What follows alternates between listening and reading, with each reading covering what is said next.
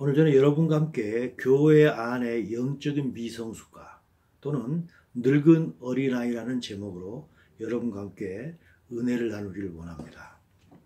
본문 말씀으로는 히브리서 5장 12절부터 14절, 베드로전서 2장 1절에서 3절이 되겠습니다. 창세기에 나와 있는 야곱 이야기를 통해서 하나님께서 우리에게 주시고자 하는 그 메시지를 나누고자 하겠습니다. 이삭에게는 두 아들이 있었습니다. 그들은 우리가 알다시피 한날 한시에 태어났던 쌍둥이 형제였습니다. 에서가 형이고 야곱은 동생이었습니다. 에서의 형은 매우 활달했고 들에서 사냥하기를 즐겨합니다. 푸비에 털도 많고 얼굴은 붉은색을 띠었습니다. 하지만 동생 야곱은 곰곰이 묵상하기를 좋아하며 사냥을 즐겨하는 형에 비해서 집에서 음식 말리기를 좋아하고 피부에 털도 없이 미끈하였습니다. 서로 다른 체질로 태어났던 것입니다. 그뿐만이 아닙니다. 동생 야곱은 평소에 여호와 하나님을 섬기는 일에 많은 관심을 보였습니다. 하지만 형 에서는 이 여호와 하나님을 섬기는 일에 대해서 별로 관심이 없었던 것 같습니다. 그래서 형 에서는 하나님께서 제사를 지낼 수 있는 그 가족 안에 특권을 주는 장자의 명분을 동생의 야곱에게 쉽게 팔아버립니다. 바로 창세기에 나온 말씀이죠. 창세기 25장 34절입니다. 에서가 장자의 명분을 가볍게 여김이었더라 했습니다. 영어로 보게 되면 despise라고 되어 있습니다. 장자의 명분을 무시했다는 것입니다. 그것은 하나님을 중요시 여기지 않았다는 것이죠. 이뿐만이 아닙니다. 형 에서는 여호와 하나님으로부터 선택받았던 그 히브리인의 혈통도 별로 중요시 여기지 않았던 것입니다. 그래서 창세기 26장 34절 35절을 보게 되면 에서가 40살 때 헷족속 딸 유딕과 또 다른 여자가 있습니다. 헷족속 마스밧을 아내로 맞이하였더니 그렇게 됩니다. 그랬더니 그들이 이삭과 리브가의 마음의 근심이 되었다고 합니다. 요즘으로 말하자면 형 에서는 하나님을 무시하는 자, 하나님을 믿지 않는 자인 것입니다. 하지만 야곱은 죽 한 그릇에 장자권을 사긴 했지만 그만큼 야곱은 하나님을 중요시 여기는 자, 하나님을 믿는 자였던 것입니다. 그런데 여기에 또 하나의 사건이 일어납니다. 바로 별미 사건이죠. 평소에 야곱보다 에서를 사랑했던 이삭이 에서를 불러서 이렇게 이야기합니다. 창세기 27장입니다. 네가 나를 위하여 사냥해서 별미를 만들어 먹게 하여 내가 죽기 전에 내 마음껏 너를 축복하게 하라고 했습니다. 그 당시에 아버지의 축복은 하나님의 축복이라고 믿었던 그런 시대였습니다. 이삭의 이런 말을 들었던 야곱의 어머니 리브가가 야곱에게 꾀를 알려줍니다. 그래서 이삭과 에서를 속이고 야곱이 이삭에게 음식을 만들어서 에서가 받을 축복을 가로채게 됩니다. 이것으로 말미암아 야곱은 20년이라는 긴 세월을 외삼촌 라반의 집에서 도망자 신세로 지내게 됩니다. 창세기 31장 이야기입니다. 그래서 그러죠. 내가 외삼촌의 집에 있는 20년 동안 라반의 집에 피해 있었던 것입니다. 외삼촌의 두 딸을 위하여 14년, 그리고 양떼를 위하여 6년을 외삼촌에게 봉사했다 합니다. 그래서 야곱은 단 몇 달이면 되겠다고 생각하고 외삼촌 집으로 도망했지만 사실은 20년이라는 긴 세월을 외삼촌 라반의 집에서 도망자 신세로 지냈던 것입니다. 이렇게 에서로부터 도망한 지 20년이 되자 꿈에서 하나님께서 나타나십니다. 그래가지고 외삼촌 라반의 집을 떠나라고 합니다. 이때 야곱의 나이는 최소 60이 넘었겠죠. 형 에서가 40살 때 결혼했는데 언제인지는 정확히 모르지만 그 후에 별미 사건이 일어났고 그래서 외삼촌 집으로 피신했고 거기서 20년을 지냈기 때문에 최소 나이가 60살이 넘었을 것입니다. 이때 이 야곱이 외삼촌 라반에게 떠난다는 말도 하지 않고 이렇게 담대하게 외삼촌 라반 집을 떠날 수 있었던 그 이유는 무엇일까요? 하나님께서는 몇 번의 꿈을 통해서 내가 너와 함께 항상 하고 있다는 그 꿈을 통해서 항상 함께 하고 계신다는 그 하나님을 확증해 주셨기 때문입니다. 두 번의 꿈이 있었던 것입니다. 첫째 꿈은 야곱이 이 에서 형을 피해서 도주한 첫날 밤입니다. 첫날 밤 꿈속에서 야영을 하고 있는데 꿈속에서 하나님께서 나타나십니다. 사닥다리가 보입니다. 사닥다리의 끝은 하늘에 닿았고 또 다른 끝은 땅에 닿았습니다. 그리고 그 사닥다리에 하나님의 사자가 오르락 내리락 합니다. 무슨 의미일까요?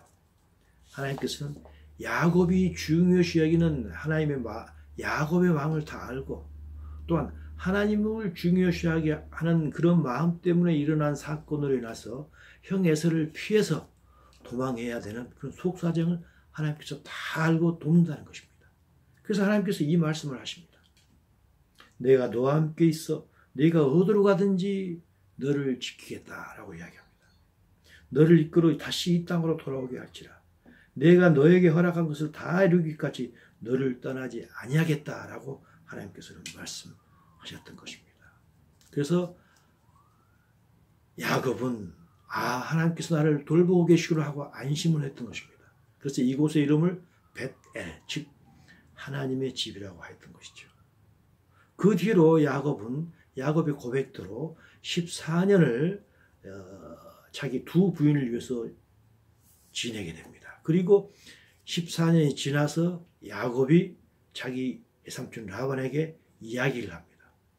외삼촌, 나에게는 재산이 하나도 없지 않습니까? 내가 돌아갈 수가 없습니다. 그래서 외삼촌께서 나에게 좀 뭐 좀 해주시면 좋겠습니다 하니까 외삼촌 라반이 그 뭘 줄까 하니까 야곱이 이야기하죠. 아무것도 줄 것이 없습니다.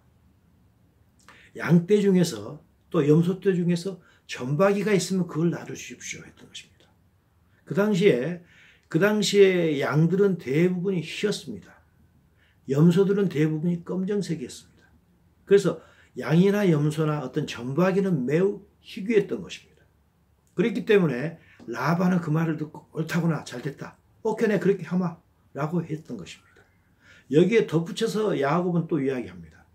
지금 있는 전박이라도 내가 그것을 다 뽑아가지고 라반의 아들들에게 갖다 주겠습니다.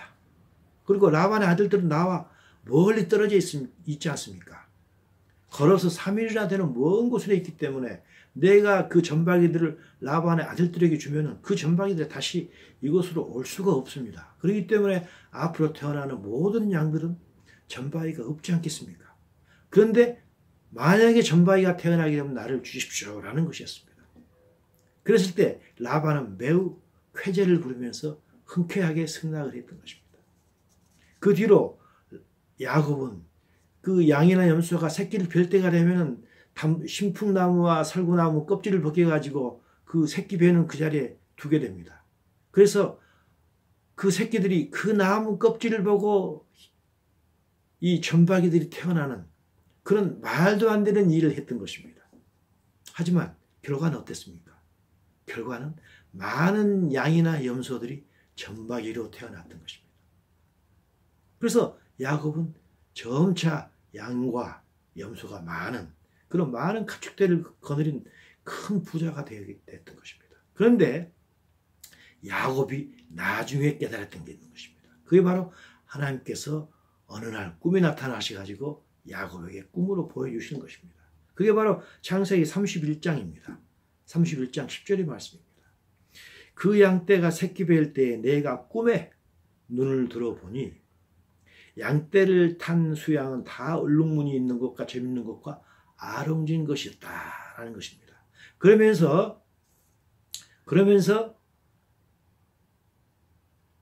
그 꿈에 하나님께서 말씀해 주십니다. 라반이 너에게 행한 모든 것을 내가 보았노라. 나는 베델의 하나님이다. 네가 말도 안 되는 그런 어리석은 행동을 했지만 나는 네 행동이 이루어지도록 내가 생명의 주관자야, 내가 모든 일을 역사했느니라 하고 하나님께서 꿈에 나타나셔가지고 이야기를 해주신 것입니다. 나는 네가 처음 도망했던 그 베델에서부터서 지금까지 너와 함께 있는 것이다 라고 하나님께서 야곱에게 꿈에 보여주신 것입니다. 그래서 비로소 그때 야곱을 알게 됩니다. 아, 이 모든 게 내가 그 나무 껍질을 벗겨서 그 양떼나 염소떼들이 새끼 뵐 때 앞에다가 두어서 그 천박이가 태어난 게 아니라 하나님께서 이렇게 하셨구나 하고 확증하게 되는 것입니다. 그래서 그 야곱은 창세기 3장 19절에서 자기 부인들에게 이렇게 이야기합니다. 하나님 이같이 그대들의 아버지의 가축을 빼앗아 내게 주셨느니라 하게 되는 것입니다. 이 두 번의 꿈을 꿈으로 말미암아 야곱은 하나님께서 자기와 함께 하시고 계시다는 커다란 은혜를 느꼈던 것입니다. 그래서 그는 하나님의 힘을 믿고 있기 때문에 드디어 라반의 집에서 집을 떠나서 자기 고향으로 갈 담대한 마음을 가졌던 것입니다. 그렇다면 하나님께서는 왜 야곱에게 이렇게 은혜를 주시고 그를 사랑했을까요? 왜 그랬을까요? 그는 어릴 때부터서 매사에 일상생활의 삶에서 하나님과 관계되는 일을 중요시했던 것입니다. 하지만 그것은 야곱이 중요시 여기겠다고 해서 중요시 여기는 게 아니고 중요시 여겨졌던 마음이 자기에게 생겼던 것입니다. 이것이 하나님의 은혜였던 것입니다. 야곱의 선택도 아니고 야곱의 노력도 아닙니다. 야곱이 자기 스스로 자기도 모르게 하나님과 관계를 가졌던 그 모든 것이 마냥 좋았고 당연했다고 생각되는 것입니다. 이것에 대해서 하나님께서는 창세기 25장을 통해서 우리들에게 이야기해 주십니다. 창세기 25장 23절입니다. 여호와께서 그에게 이르시되 그는 이삭입니다. 이삭에게 말씀하시되 두 국민이 내 태중에 있거다. 리브가의 뱃속에 두 국민이 있다는 것입니다.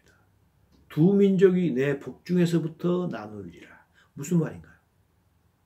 야곱과 에서는 복중에서부터서 하나는 하나님을 사랑하는 자, 또 하나는 하나님을 별로 사랑하지 않는 자로 나누었다는 것입니다. 그래서 야곱은 태어나기 전부터서 자기가 어떤 의식이 있기 전부터서 그런 하나님을 사랑하는 그 은혜를 입고 태어났던 자입니다. 그래서 하나님을 사랑하는 행위를 했기 때문에 하나님께서 그 사랑하는 야곱의 행위를 보고 야곱에게 계속해서 은혜를 20년 동안이나 부어주셨던 것입니다. 이것은 하나님의 은혜고 선물인 것입니다. 이것은 우리에게도 동일합니다. 우리가 예수님을 믿는 것은 처음부터서 우리가 선택했던 게 아닙니다. 예수님이 믿어지는 그 은혜 때문에 우리가 예수님을 믿었던 것입니다. 바로 에베소서 2장 8절에서 사도 바울이 이것에 대해서 이야기를 하고 있는 것입니다. 너희는 그 은혜에 의하여 믿음으로, 우리가 믿음을 갖는데 그것이 은혜라는 것입니다.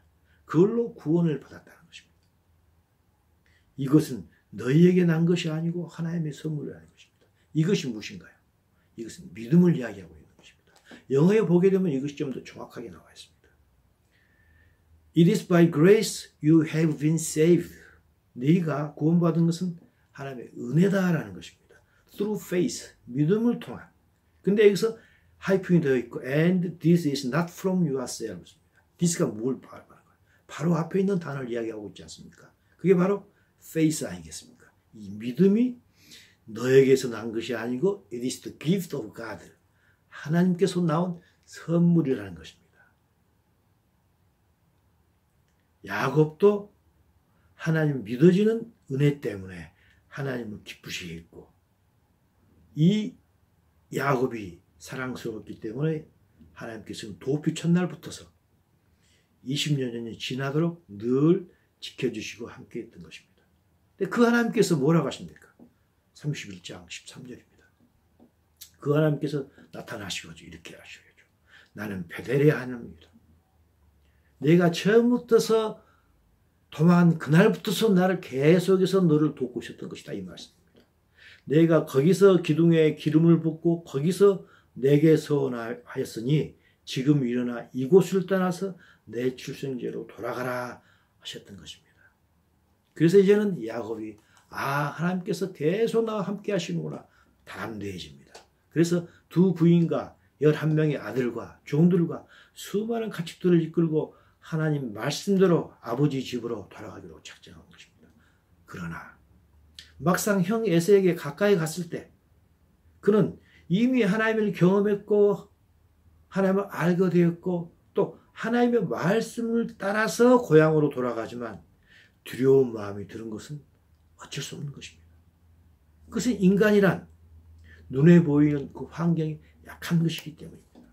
그래서 야곱은 나름대로 인간적인 꾀도 내봅니다. 그리고 또 한편으로는 하나님께서 약속하게 하셨던 그 하나님의 약속을 상기시키시면서 그 약속에 대해서 고리를 걸어봅니다. 그러면서 하나님께 간절한 기도도 합니다. 바로 이렇게 기도했던 것입니다. 주께서 말씀하시기를 내가 반드시 내게 은혜를 베풀어 내 씨로 바다에 셀 수 없는 모래와 같이 많게 하겠다고 하나님 말씀하시지 않았습니까? 그런데 내가 만약에 형 에서 손에 죽어버리게 되면 하나님의 약속은 물거품 되지 않습니까? 하면서 간절히 기도도 해보고 인간적인 꾀도 내보았던 것입니다. 드디어 모든 소유물과 두 아내와 11 아들들을 야복강을 건너게 하고 야곱은 홀로 야복강에 남게 됩니다.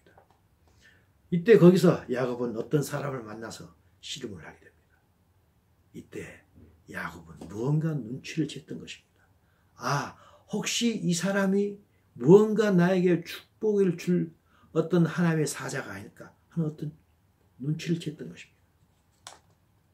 그래서 그는 그 사람과 계속 씨름을 하면서 절대 그 사람을 놔주지 않으면서 축복을 하라고 그렇게 됩니다. 그래서 그 사람이 이야기를 합니다. 바로 32장 28절입니다. 그가 이르되 내 이름을 다시는 야곱이라 부를 것이 아니요 이스라엘이라 부를 것이니 이는 내가 하나님과 및 사람들과 겨루어 이겼다고 이야기합니다. 즉 자기가 야곱이 계속 붙들고 늘어졌던 그 사람이 하나님이었다는 것입니다. 야곱은 이미 그걸 어느 정도 눈치를 챘던 것입니다. 그 하나님은 어떤 하나님인가요? 야곱이 도망쳤던 첫날 밤에 나타나셨던 그 하나님입니다. 그리고 20년 동안 계속해서 함께했던 하나님이십니다. 마침내 이 하나님은 야곱이 가장 어려울 때 이때도 나타나셨던 것입니다. 하나님께서는 정말 신실하신 하나님이십니다. 야곱의 이 씨름은 하나님 뜻대로 살다 가도 성도가 어려움에 처했을 때 성도가 하나님께 간절히 도움을 청하는 간절한 기도인 것입니다. 하나님께서는 성도가 성도답게 살기 원하는 하지만 그 성도답게 살기가 참 어려웠을 때 살기 원하는 이 간절한 기도에 하나님께서는 반드시 응답해 주십니다. 성도가 성도답게 살 수 있도록 하나님께서는 반드시 그 기도에 응답을 해 주십니다. 이때 하나님의 응답의 때와 방법은 우리가 생각하는 원함과 전혀 다를 수가 있습니다. 얼마든지 다를 수가 있는 것입니다. 왜 그렇습니까? 우리가 원하는 것은 사실은 그게 나중에 알고 보면 그게 정답이 아닐 수가 있기 때문입니다. 야곱의 이 씨름에 대한 하나님의 응답은 무엇이었을까요? 그것은 야곱이 전혀 상상하지 못하는 응답이었습니다. 바로 창세기 32장 25절입니다. 자기가 야곱을 이기지 못함을 보고 그가 야곱의 허벅지 관절을 치매 야곱의 허벅지 관절이 그 사람과 씨름할 때 어긋났더라. 무슨 말인가요? 요즘 이야기로 하게 되면 고관절이 탈골됐던 것입니다. 고관절이 디스로케이션 됐던 것입니다. 이렇게 돼서 야곱은 쩔뚝발이가 되었던 것입니다. 야곱을 쩔뚝발이가 되는 게 하나님의 응답이었던 것입니다. 이런 야곱의 쩔뚝거리는 그런 처량한 모습을 보고 형 에서는 마음이 녹아버렸던 것입니다. 그래서 형 에서가 야곱을 죽이지 않았던 것 아니겠습니까? 이것은 하나님의 은혜이며 하나님의 지혜인 것입니다. 이것까지가 야곱의 전반부 인생입니다. 야곱의 전반부 인생은 하나님께서 계속해서 20년 동안 야곱에게 은혜를 베풀어 줬던 그런 전반부 인생이었던 것입니다. 하나님께서는 우리에게 야곱의 후반부 인생을 우리가 눈여겨보기를 원하십니다.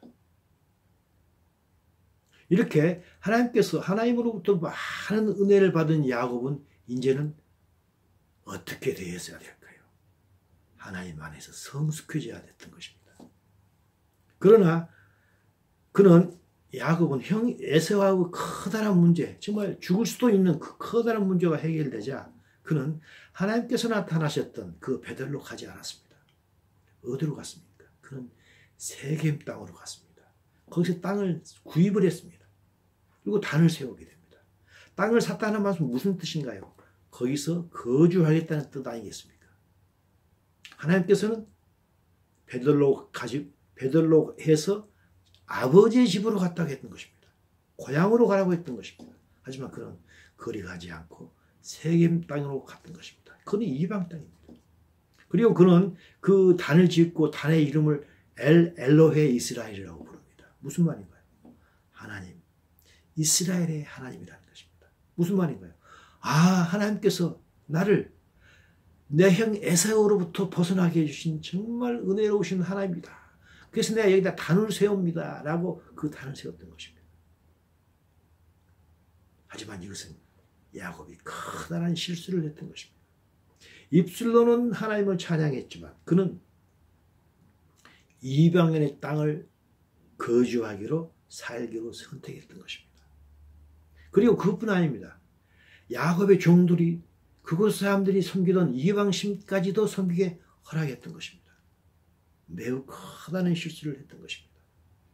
그래서 그때부터 하나님께서는 야곱을 하나님의 사람으로, 영적인 사람으로 훈련시키기 시작합니다. 그것이 무슨 사건인가요? 바로 딸 디나의 강간 사건이 아니겠습니까? 그 세겜 땅에서 야곱의 딸 디나가 그곳 원주민에게 강간당하는 사건이 벌어집니다. 그리고 그 일로 인하여서 그들은 결국 그 땅을 떠나야만 했던 것입니다. 하나님께서 떠나도록 하셨던 것입니다. 하나님께서 간섭하셨던 것입니다. 그러면서 하나님께서 이렇게 말씀하십니다. 이렇게 책망하는 것입니다. 창세기 35장 1절인 것입니다. 하나님이 야곱에게 이르시되 일어나 베델로 올라가서 거기 거주하며, 여기서 살지 말고 베델로 가라는 것입니다. 네가 내 형 에서의 낯을 피하여 도망하던 때에 너에게 나타났던 하나님께 거기서 베델에서 제단을 쌓으라는 것입니다. 여기를 빨리 떠나라는 것입니다. 그 후에 야곱은 130살이 될 때까지 자기 고향 땅에서 살게 됩니다. 그 후에 요셉이 종류였던 애굽에서 17년을 더 살게 됩니다. 그래서 총 147살을 살게 됩니다. 약 40살 때 고향을 떠나서 60살이 넘어서 고향 땅으로 돌아오면서 그동안 80년을 살게 되는 것입니다. 약 80년을 살게 되면서 그는 수많은 사건을 경험하게 됩니다.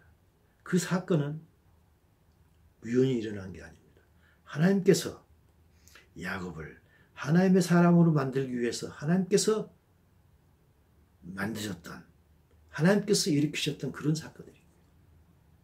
그동안 그는 사랑하는 아내 라헬을, 막내인 베냐민을 낳다가 죽게 됩니다.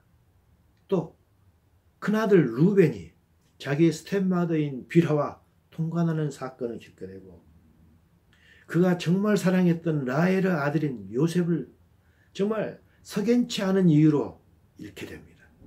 그리고 넷째 아들 유다는 자기의 며느리와 간통하는 그런 사건까지 경험하게 되지 않습니까? 그리고 그런 마지막에 그가 잃어버렸던 줄 알았던 요셉을 애굽에서 만나게 되어서 애굽에서 호의호식하며 10천년을 살게 됩니다. 그런 여러 가지 사건을 통해서 야곱은 하나님을 생각했던 것입니다. 마치 욥이 고난을 통해서 하나님을 만났듯이, 그래서 욥이 고난을 통해서 하나님의 사람으로 성숙되었듯이 야곱도 은혜로 시작하여 수많은 사건을 통해서 영적으로 성장했던 것입니다. 그 증거가 무엇인가요? 그 증거가 바로 그 애굽 왕 바로에게 인사를 하러 갔을 때 야곱에 대한 야곱이 그 태도를 보면 알 수 있는 것입니다. 야곱은 결코 애굽 왕 바로에게도 비굴하지 않았던 것입니다. 그는 큰 제국의 왕인 바로를 만나서 그를 축복했던 것입니다. 바로 창세기 47장 7절입니다. 요셉이 자기 아버지 야곱을 인도하여 바로 앞에 서게 해니까 야곱이 바로에게 축복했다는 것입니다. 축복이란 무엇인가요? 축복이란 영적으로 더 높은 자가 더 낮은 자에게 복을 빌어주는 게 아니겠습니까? 야곱은 도망자 세월 20년을 하나님의 은혜로 살았습니다. 하지만 그는 그 후에 형 에사우의 손에서 하나님의 은혜로 풀려난 후에 하나님의 백성이 되기 위해서 수많은 경험을, 고난을 겪었던 것입니다. 그는 그 고난을 통해서 제사장의 직분을 가진 자로 준비가 되었고 영적으로 성숙한 자가 되었고 하나님의 백성으로 되기 위해서 80년의 세월을 하나님께서 훈련을 시키셨던 것입니다.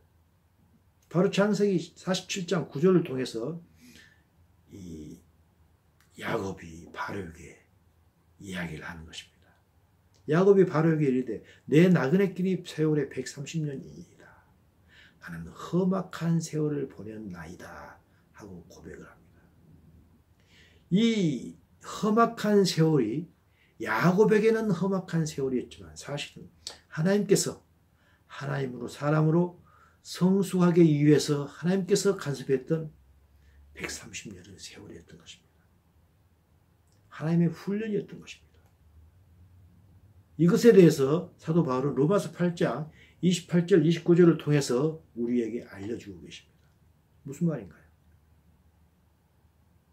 우리가 알거냐 하나님을 사랑하는 자 곧 그 뜻대로 부르심을 입은 자들에게는 모든 것이 합력하여 선을 이루느니라 했습니다.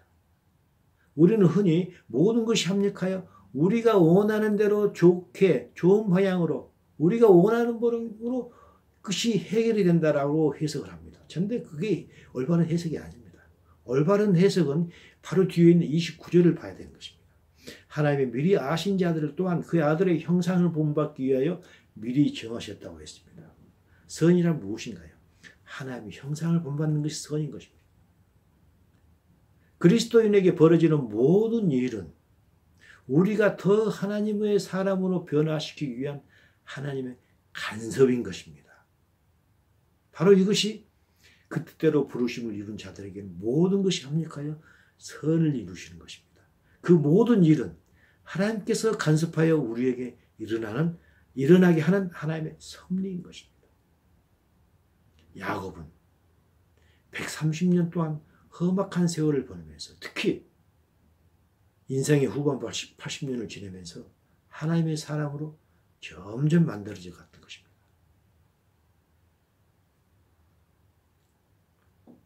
야곱의 은혜를 주셨던 하나님께서는 우리에게도 똑같이 은혜를 주셨습니다.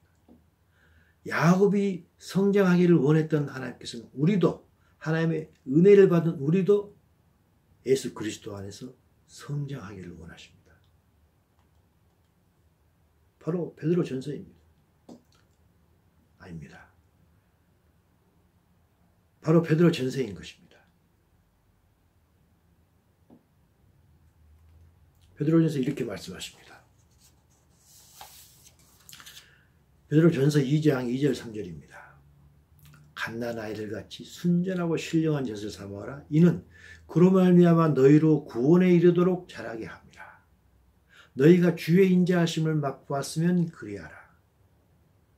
베드로전서 2장 2절 3절을 통해서 3절을 먼저 해석하도록 하겠습니다. 너희가 주의 인자하심을 맛보았으면 2절의 일을 해야하도록 하라는 것입니다. 우리는 주의 인자하심을 맛보았습니다. 주의 인자하심이 무엇인가요? 하나님의 은혜라는 것입니다. 하나님의 은혜를 통해서 우리가 맛본 것이 무엇인가요? 그것은 하나님께서 우리에게 예수 그리스도를 보내주신 그 은혜입니다. 우리에게 성령을 넣어주신 그 은혜입니다. 우리에게 성경 말씀을 주신 그 은혜입니다. 더더욱이나 하나님의 이 모든 말씀이 믿어지게 하는 게 은혜인 것입니다. 그 은혜를 통해서 우리는 우리의 죽었던 영이 되살아났던 것입니다. 이것이 하나님의 은혜이고 이것이 우리가 주의 인자하심을 맛본 것입니다. 우리 죽었던 영이 우리 죽었던 영은 우리의 선조였던 아담과 하와가 선악과를 먹음으로 너는 정령 죽으리라 했던 바로 그 죽음인 것입니다. 선악과를 먹음으로 우리는 영적으로 죽었던 자들입니다. 영적으로 죽었던 자들인데 우리가 예수 그리스도를 믿어지는 그 은혜로 말미암아 우리의 영이 살아난 것입니다. 그래서 우리 영이 살아남으로 말미암아 우리는 지금껏 보이지 않았던 하나님이 보이고 하나님 나라가 보이기 시작하는 것입니다. 이것이 구원의 시작인 것입니다.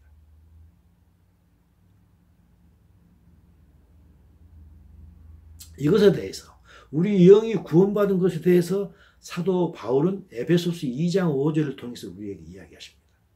에베소 2장 5절입니다. 허물로 죽은 우리를 그가 살리셨다고 했습니다. 이것에 대해서 제가 지금 읽었던 것은 NIV입니다. 하지만 쉬운 성경에서는 이것을 좀 더 쉽게 정확하게 표현을 하고 있습니다. 우리가 죽었던 것은 영적으로 죽었다고 여기서 설명하고 계십니다. 영적으로 죽은 우리에게 새 생명을 주었다고 합니다. 영적으로, 그 말이 무슨 말인가요? 영적으로 죽은 우리에게 영적으로 살아나게 했다는 것입니다. 이것이 하나님의 은혜인 것입니다. 이렇게 영적으로 살아난 우리는 무엇을 해야 될까요? 이제는 구원에 이르도록 자라라는 것입니다. 구원에 이른다는 게 무엇인가요? 구원의 완성에 이르라는 것입니다. 다시 말해서 예수님께서 강림하실 때 부활되고 휴거되라는 것입니다. 이렇게 하기 위해서 뭐라고 했습니까? 너희들은 갓난 아이들같이 순전하고 신령한 젖을 사모하라는 것입니다. 하나님의 말씀을 사모하라는 것입니다. 우리가 하나님의 은혜로 우리의 영이 다시 새로워졌다면 이제는 우리들은 하나님의 말씀을 계속해서 봄으로 말미암아 우리가 구원에 이르는 자가 되라는 것입니다. 혼이 변화하라는 것입니다. 우리가 하나님을 닮아가라는 것입니다. 우리가 잃어버렸던 하나님의 모양과 형상을 다시 회복하라는 것입니다. 그걸 위해서 하나님의 말씀을 읽으라는 것입니다. 보라는 것입니다. 야곱이 인생 후반부에 80년의 세월을 통해서 하나님의 자녀로 성숙했습니다. 이거와 마찬가지로 하나님께서는 우리 역시 예수님이 믿어진 그 은혜를 체험한 후에는 예수님 안에서 성숙해지라는 것입니다. 성장하라는 것입니다. 그 방법으로 하나님의 말씀을 사모하라는 것입니다. 우리는 하나님의 말씀을 믿음으로 영적으로 막 태어났습니다. 하나님의 말씀을 믿어짐으로 우리는 영적으로 태어난 자, 중생이 된 것입니다. 이제는 뭐라고 합니까? 이제는 그 말씀을 먹음으로 우리가 자라라는 것입니다. 믿음으로 영이 살아난 자는 하나님의 말씀을 먹음으로 온전하게 성숙된 자가 되라는 것입니다. 우리는 영적으로 성장하지 않으면 이 세상 풍파에 쉽게 넘어지고 마는 게 우리 인생 아니겠습니까? 야곱이 형 에서의 죽음을 하나님의 은혜로 면했지만 아직 영적으로 미성숙했기 때문에 그는 베들로 가지 않고 세겜으로 정착하라고 했던 것과 똑같은 것입니다. 세상 풍파에 쉽게 넘어지는 것입니다. 그래서 예수님께서 요한복음 17장을 통해서 하나님께 이런 기도를 했습니다. 내가 세상에 속하지 않은 같이 그들도 세상에 속하지 아니하사옵나이다. 그들을 진리로 거룩하게 하옵소서.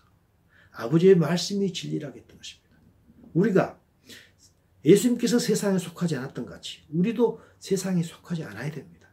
우리가 세상에 속하지 않기 위해서는 하나님 말씀, 진리신 하나님의 말씀이 우리를 둘러싸고 있을 때 우리는 세상의 풍파에 넘어지지 않고 계속해서 세상에 속하지 않는 그런 자가 되는 거 아니겠습니까? 결론을 내도록 하겠습니다. 우리는 영적으로 다시 태어난 자입니다. 그래서 영안이 열려서 하나님이 보이고 하나님 나라가 보이는 것입니다.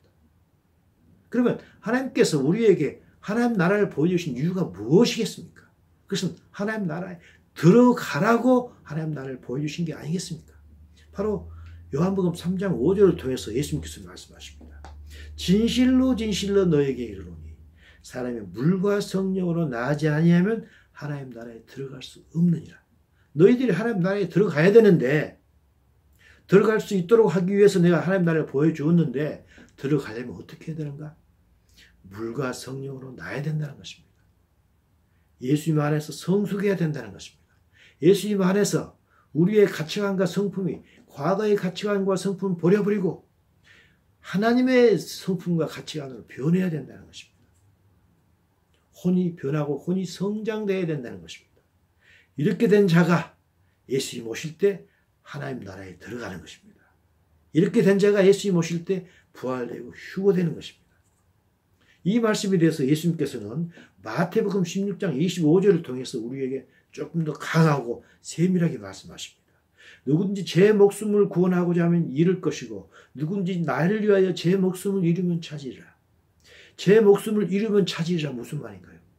우리의 성품과 가치관, 예수 믿기 전에 가졌던 그 성품과 가치관을 버려버리면 찾으리라. 그 말씀은 우리가 버리고 예수 그리스도를 따를 때 그때는 예수님께서 이 땅에 다시 강림하실 때 우리가 부활되고 휴거돼서 하나님 나라에 들어간다는 것입니다.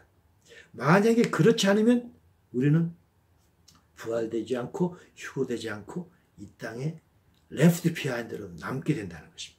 이것에 대해서 누가복음 13장 28절을 통해서 예수님께서 이미 말씀하고 계십니다. 너희가 아브라함과 이삭과 야곱의 모든 선지자는 하나님 나라에 있고. 무슨 말인가요?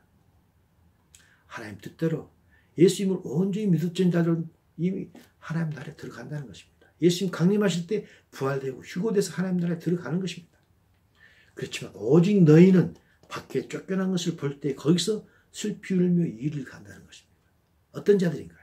그들은 하나님의 목숨을, 제 목숨을 계속해서 구원하고자 하는 자들입니다. 다시 말해서 예수님을 믿으면서도 자기가 예수님 믿기 전에 가졌던 그 가치관과 성품을 그대로 유지한다는 것입니다. 그들은 잃는다는 것입니다. 하나님 나라를 잃는다는 것입니다. 예수님께서 강림하실 때 부활되고 휴거되지 못하고 이 땅에서 남게 된다는 것입니다. 그래서 예수님께서 또 말씀하십니다. 누가복음 21장을 통해서 이 말씀을 하십니다. 이 날은